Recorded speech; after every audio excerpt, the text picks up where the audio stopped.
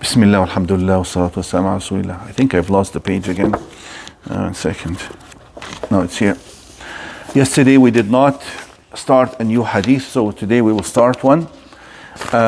This next chapter says, the title of the chapter in Sahih Muslim is باب بيان غلظ تحريم إسبال الإزار والمن بالعطية وتنفيق السلعة بالحلف وبيان الثلاثة الذين لا يكلمهم الله تعالى يوم القيامة ولا ينظر إليهم ولا يزكيهم ولهم عذاب أليم. This is a chapter, this is what Imam Muslim has titled it. He says this is the chapter that talks about the severe prohibition of dragging one's clothing, one's garment. Dragging it means below the level of the ankle. We will talk about in that in detail. وَالْمَنِّ بِالْعَطِيَّةِ وَالْمَنِّ بِالْعَطِيَّةِ is also severely forbidden. What is that? الْمَنِّ بِالْعَطِيَّةِ is to repeatedly remind and recount your favors on others. You do a favor for somebody, you've given him money, and then a month later you say, oh, remember I gave you that money? And then a year later, it's called man.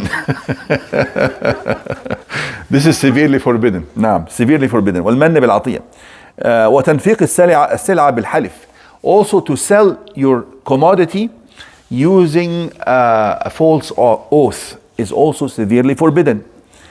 And then he says, and then I will also mention the ahadith that talk about the three kinds of people whom Allah refuses to talk to on the day of judgment and does not look at them. وَلَا يَنظُرُ إِلَيْهِمْ وَلَا يُزَكِّيهِمْ, and Allah refuses to absolve them of their sins.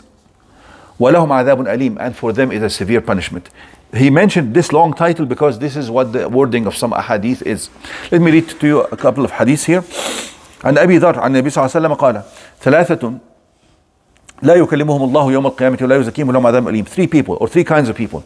Allah will not talk to them on the day of judgment and will not look at them and will not absolve them of their sins, and for them is a severe punishment. And this is basically this statement is mentioned in the Quran.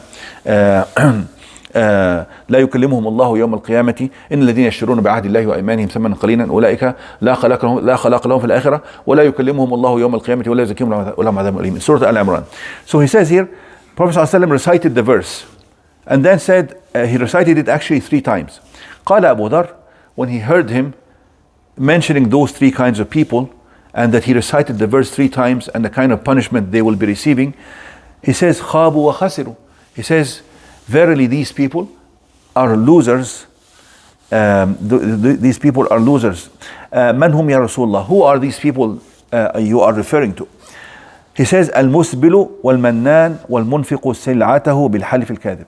He says the one who drags his garment below his ankle, and al-mannan, the one who recounts and recalls and reminds people of the favors he has done to them, and the one who causes or sells his commodity using untruthful or false oaths, by, for instance, saying, by Allah, wallahi, I bought it for 20, and he only bought it maybe for 5 because he wants to sell it like for 30.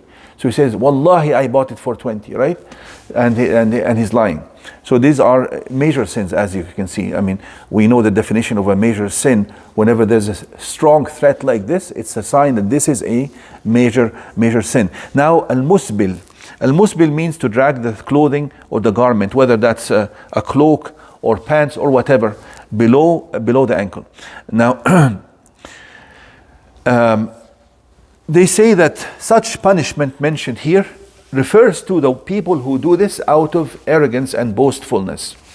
Some people, and this was a habit in Arabia at the time, people barely had any clothing.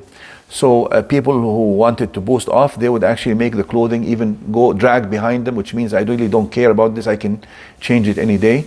So that is, to do it out of arrogance and pride, this punishment applies. But still they say that even if you you shouldn't even do it, even if this is not your intention. You should try to keep your garment not beyond the level of the ankle, meaning this bone, the protruding bone on the sides of the ankle. These protruding bones we should try to, and this is why they say al-libas al-mustahab lil-Muslim. They say preferably for a Muslim, and that's of course nowadays it's a little bit strange in communities, preferably لباس المؤمن إلى منتصف ساقه. There's a hadith that says the best clothing of the Muslim, or this is how it should be, preferably of course, not an obligation, to the middle of the leg.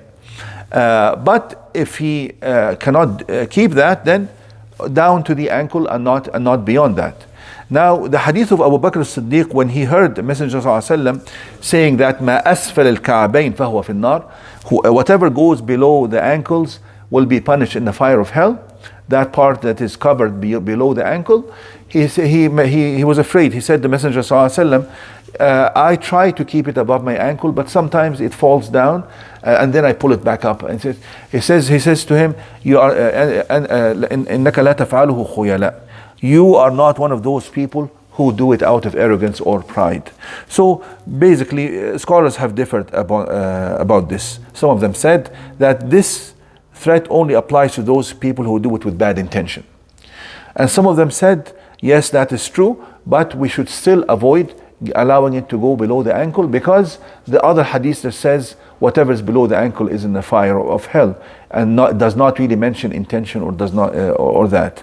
And they said that even Abu Bakr as-Siddiq radiallahu anhu, that was unintentional. When it goes down, he says it goes down and I pull it up. It goes down and I pull it up, which means that he's doing his best to keep it above the ankle. So we cannot use the hadith of Abu Bakr as-Siddiq to say, oh, it's okay, allow it to go below the ankle, because he says ata'ahadu, which means I repeatedly pull it up and it repeatedly falls. So he's trying not to allow this to happen. So basically, yes, if it happens and it goes below the ankle unintentionally at all, and you are trying your best to keep it above, then there's no harm whatsoever. Now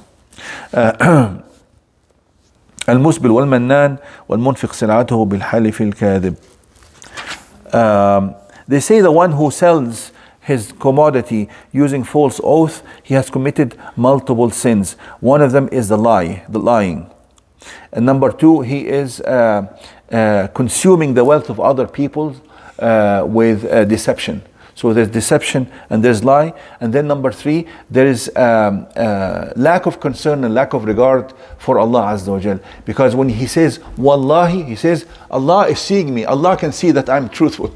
So when he says Wallahi, he's saying that Allah is my witness. I'm saying Wallahi, Allah is my witness that I'm saying the truth. Which means he has total disregard for Allah, which means for a few pennies that he's going to consume, the fact that Allah is looking at him or not looking at him doesn't matter for him. That is why it is really a major sin. We'll stop here now. Yeah.